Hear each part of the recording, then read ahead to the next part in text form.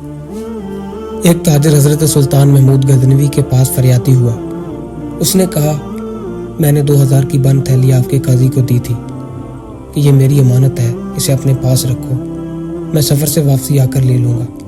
قاضی نے تھیلی لے لی اور میں سفر پر چلا گیا۔ ہمارے قافلہ پر ڈاکہ پڑا جس پر میرا باقی ماندہ سامان بھی لٹ گیا۔ اب میں اپنی بند تھیلی آپ کے قاضی سے واپس لایا ہوں، مگر یہ دیکھیے اس میں اشرفیوں کے بجائے پیسے بھرے ہوئے ہیں۔ سلطان نے کہا، کیا تم نے قاضی سے اس کی شکایت نہیں کی؟ تاجر کہنے لگا، جانے پناہ میں اس کے پاس گیا تھا، انہوں نے کہا کہ تم نے مجھے بند تھیلی دی تھی، میں نے بند تھیلی تجھے واپسی کر دی۔ اس کے علاوہ تم نے خود ہی اپنی تھیلی کی شناخت کی اور کہا تھا کہ یہ میری تھیلی ہی ہے اور ٹھیک حالت میں ہے۔ بادشاہ کہنے لگا، کیا تھیلی ٹھیک حالت میں تھی؟ تاجر نے کہا، جانے پناہ تھیلی بالکل ٹھیک حالت میں تھی۔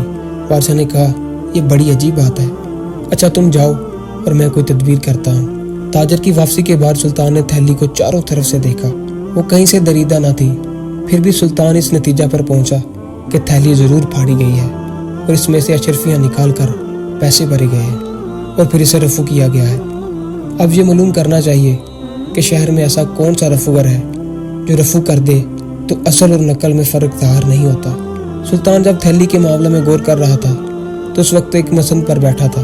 یہاں بیٹھے بیٹھے اس نے چھری نکالی اور اس مسند کو چیر دیا اور پھر اسی وقت اٹھا اور 3 دن کے لیے شکار کو چلا گیا۔ تھوڑی دیر کے بعد فراز سلطان کے کمرے میں داخل ہوا، دیکھا کہ مسند خاص پھٹی ہوئی ہے، اس لیے داروغہ کو اطلاع کر دی۔ محل کے تمام ملازمین جمع ہو گئے۔ اس وقت فراز خوف سے کانپ رہا تھا۔ آخر ایک بوڑھے نے کہا، اے دوست، تم اس قدر ڈرو مت، تم ابھی احمد رفوگر کے پاس جاؤ، وہ تمہیں اس مسند کو اس طرح رفو کر دے گا کہ اگر سلطان 100 مرتبہ بھی اسے دیکھے گا تو وہ شناخت نہ کر سکے گا۔ فراش نے مسند اٹھائی اور رفوگر کے پاس پہنچ گیا۔ احمد رفوگر کہنے لگا، اس کی اجرت 2 اشرفیاں ہوگی۔ فراش نے کہا، 4 اشرفیاں حاضر ہیں، مگر 3 دن سے پہلے اسے مکمل کر دو تاکہ سلطان کی آمد سے پہلے یہ تخت شاہی پر بچھ جائے، اور یہ سمجھ لو کہ میری زندگی اور موت کا سوال ہے۔ اگر سلطان نے اس کا عیب پہچان لیا تو پھر میری سزا موت ہے۔ احمد رفوگر کہنے لگا، توبہ کرو اے دوست، اگر سلطان نے پہچان لیا تو میرے ہاتھ کٹوا دینا۔ احمد نے 2 دن میں مسند رفو کر دی اور اس طرح تار کے ساتھ تار جوڑی کہ پوری مسند ایک جان ہو گئی۔ فراش نے اس کا شکریہ ادا کیا اور کچھ ہی دن بعد سلطان واپسی آ گیا۔ یہ مسند پورے اطمینان کے ساتھ شاہی تخت پر بچھا دی گئی تھی۔ سلطان محمود شکار سے واپس آ گیا، اس کے کمرے میں مسند بچھی تھی۔ سلطان نے کئی مرتبہ پھٹی ہوئی جگہ کو پہچاننے کی کوشش کی مگر وہ کامیاب نہ ہو سکا۔ سلطان نے فراش کو بلایا اور کہا، یہ مسند تو پھٹی ہوئی تھی۔ فراش کہنے لگا، حضور بالکل نہیں۔ سلطان نے کہا، میں نے خود چھری سے پھاڑی تھی۔ اب فراش ڈر کے مارے کانپنے لگا۔ سلطان نے کہا، ڈرو مت، صرف اس رفوگر کو بلاؤ جس نے اسے رفو کیا ہے۔ احمد رفوگر کو دربار میں حاضر کیا گیا۔ سلطان نے کہا، یہ مسند تو نے رفو کی ہے؟ احمد کہنے لگا، حضور جی میں نے کی ہے۔ بادشاہ نے کہا، شاباش، تم بڑے کمال کے رفوگر ہو۔ اور پھر کہنے لگا، یہ تھیلی دیکھو، تم نے رفو کی ہے؟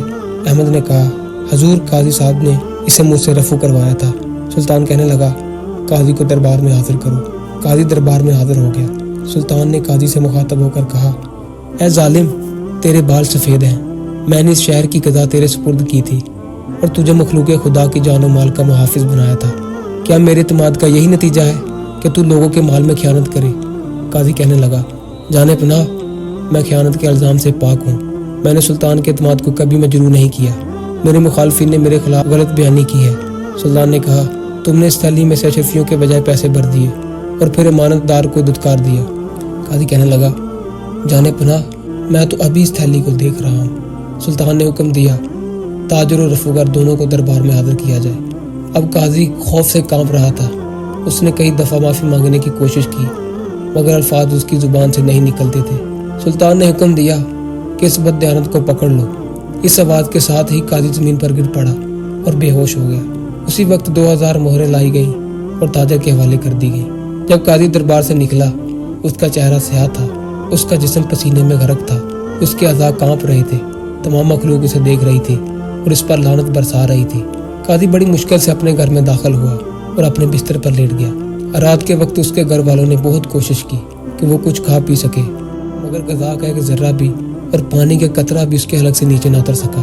صبح کے وقت جب گھر کے سب لوگ بیدار ہوئے تو دیکھا کہ قاضی بستر پر مرا پڑا ہے۔ اس عقائد سے ہمیں یہ سبق ملتا ہے کہ یہ دنیاوی دربار کا واقعہ ہے، اس سے آخرت کی جواب دہی کا اندازہ کرنا چاہیے کہ قاضی ایک جرم خیانت کا مرکب تھا، مگر ہمارا ایک اقبال جرموں اور گناہوں میں غرق ہے۔ ہمارے ہاتھ مجرم ہیں، ہمارے کان مجرم ہیں، ہماری زبان مجرم ہے، ہماری آنکھیں مجرم ہیں، ہمارے دل اور ہماری روحیں مجرم ہیں۔ ہم سراپا جرم و گناہ ہیں۔ قاضی کی خیانت پر گواہی دینے والا ایک تاجر تھا اور ایک رفوگر، مگر ہمارے اعضاء اللہ کی بارگاہ میں خود ہمارے خلاف گواہی دے رہے ہوں گے۔ بس ہمیں اللہ کے سامنے جواب دہی سے پہلے اپنے جرموں کی صفائی کا انتظام کر لینا چاہیے۔ ایسی ہی اور مزیدار ویڈیوز دیکھنے کے لیے ہمارا channel stories with Sikandar subscribe ضرور کریں۔